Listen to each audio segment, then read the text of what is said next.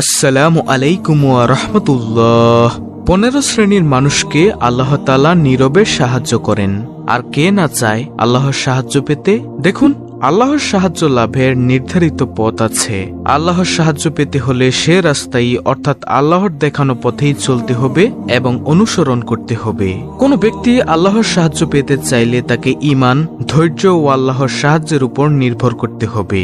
ফলে সে পৃথিবীর সব কিছু ত্যাগ করবে এবং সর্বোচ্চ আত্মত্যাগ স্বীকার করে নিবে। কেননা আল্লাহর সাহায্য তার ভাগ্যেই জোটে তা লাভ করার জন্য যে ব্যক্তি জীবনের সবকিছু বিসর্জন দিতে প্রস্তুত থাকে।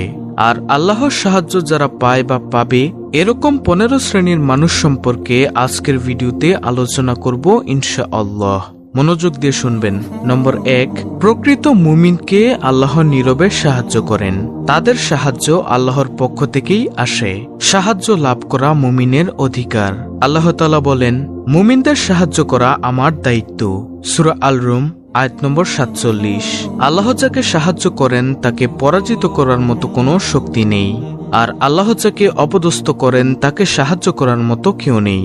পবিত্র কুরআনে ইরশাদ হয়েছে, আল্লাহ তোমাদের সাহায্য করলে তোমাদের উপর জয়ী হওয়ার কেউ থাকবে না।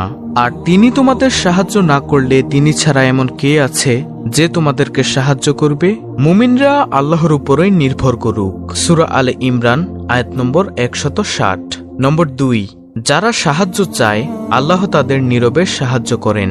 মুমিন যখন আল্লাহর সাহায্য কামনা করে তখন আল্লাহ তাআলা তার সাহায্যে নীরবে এগিয়ে আসেন। ইরশাদ হয়েছে, স্মরণ করো, তোমরা যখন তোমাদের প্রতিপালকের কাছে সাহায্য প্রার্থনা করেছিলে তখন তিনি তোমাদের জবাব দিয়েছিলেন, আমি তোমাদের সাহায্য করব 1000 ফেরেশতা দ্বারা যারা একের পর এক আসবে।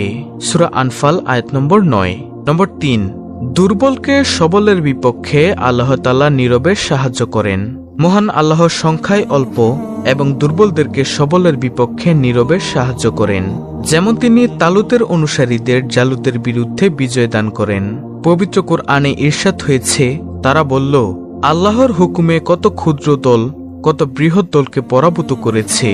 আল্লাহ ধৈর্যশীলদের সঙ্গে আছেন। সূরা বাকারা আয়াত নম্বর 249। নম্বর 4, আল্লাহ শক্তিহীনকে নীরবে সাহায্য করেন। আল্লাহ কখনো কখনো উপায় উপকরণ ও শক্তিহীন মানুষকে তার সাহায্যের মাধ্যমে রক্ষা করেন। ইরশাদ হয়েছে, আল্লাহ তাকে সাহায্য করেছিলেন যখন অবিশ্বাসীরা তাকে বহিষ্কার করেছিল এবং সে ছিল 2 জনের দ্বিতীয় জন। যখন তারা উভয়ে গুহার মধ্যে ছিল সে তখন তার সঙ্গীকে বলেছিল, বিষণ্ণ হইও না, আল্লাহ তো আমাদের সাথেই আছেন। সূরা তাওবা আয়াত নম্বর 40। নম্বর 5, যারা আল্লাহকে সাহায্য করে আল্লাহ তাদের সাহায্য করেন। আল্লাহ তার সেসব বান্দাকে সাহায্য করেন যারা বিশুদ্ধ ঈমান, নেক আমল ও দিন প্রতিষ্ঠা প্রচেষ্টার মাধ্যমে আল্লাহকে সাহায্য করেন। ইরশাদ হয়েছে, হে মুমিনরা, যদি তোমরা আল্লাহকে সাহায্য করো আল্লাহ তোমাদেরকে সাহায্য করবেন এবং তোমাদের অবস্থান দৃঢ় করবেন। সূরা মুহাম্মদ আয়াত নম্বর 7। নম্বর 6, আল্লাহ মুমিনদেরকে মুমিনের মাধ্যমে নীরবে সাহায্য করেন। ইরশাদ হয়েছে, যদি তারা তোমাকে প্রতারিত করতে চায় তবে তোমার জন্য আল্লাহই যথেষ্ট। তিনি তোমাকে স্বীয় সাহায্য ও মুমিনের দ্বারা শক্তিশালী করেছেন এবং তিনি তাদের পরস্পরের হৃদয়ের মধ্যে প্রীতি স্থাপন করেছেন। সূরা আনফাল আয়াত নম্বর 62 থেকে 63। নম্বর 7, মুমিনদেরকে ফেরেশতা ও প্রাকৃতিক শক্তির মাধ্যমে আল্লাহ নীরবে সাহায্য করেন। আল্লাহ তাআলা ফেরেশতা ও প্রাকৃতিক শক্তির মাধ্যমেও মুমিনদেরকে সাহায্য করেন। ইরশাদ হয়েছে, হে মুমিনরা, তোমরা তোমাদের প্রতি আল্লাহর অনুগ্রহের কথা স্মরণ করো যখন শত্রু বাহিনী তোমাদের বিরুদ্ধে সমাগত হয়েছিল এবং আমি তাদের বিরুদ্ধে প্রেরণ করেছিলাম ঝঞ্ঝাবায়ু এবং এক বাহিনী যা তোমরা দেখনি। সূরা আহজাব আয়াত নম্বর 9। নম্বর 8, শত্রুর মনে ভয় সৃষ্টি করে আল্লাহ মুমিনদেরকে নীরবে সাহায্য করেন। আল্লাহ বলেন, তোমরা কল্পনাও করোনি যে তারা নির্বাসিত হবে এবং তারা মনে করেছিল তাদের দুর্গগুলো তাদেরকে রক্ষা করবে আল্লাহ থেকে। কিন্তু আল্লাহর শাস্তি এমন এক দিক থেকে এলো যা ছিল ধারণাতীত এবং তাদের অন্তরে তা ত্রাসের সঞ্চার করল। সূরা হাশর আয়াত নম্বর 2। নম্বর 9, ধৈর্যশীল ব্যক্তিকে আল্লাহ নীরবে সাহায্য করেন।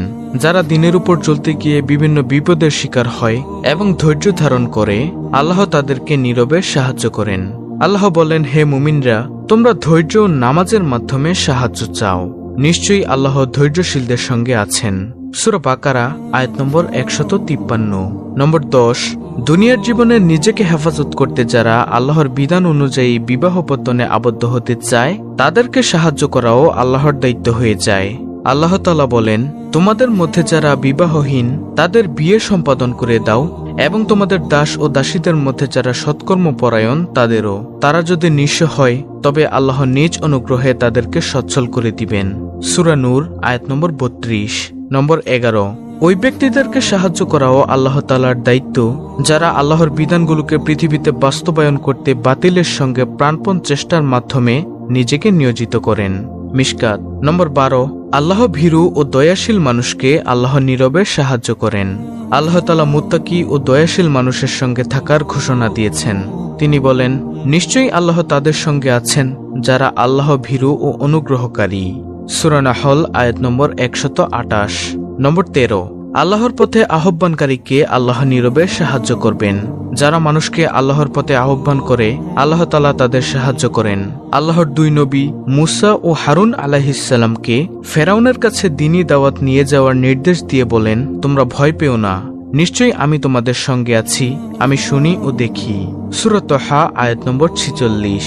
নম্বর 14, বিপদগ্রস্ত মুমিনকে আল্লাহ নীরবে সাহায্য করেন।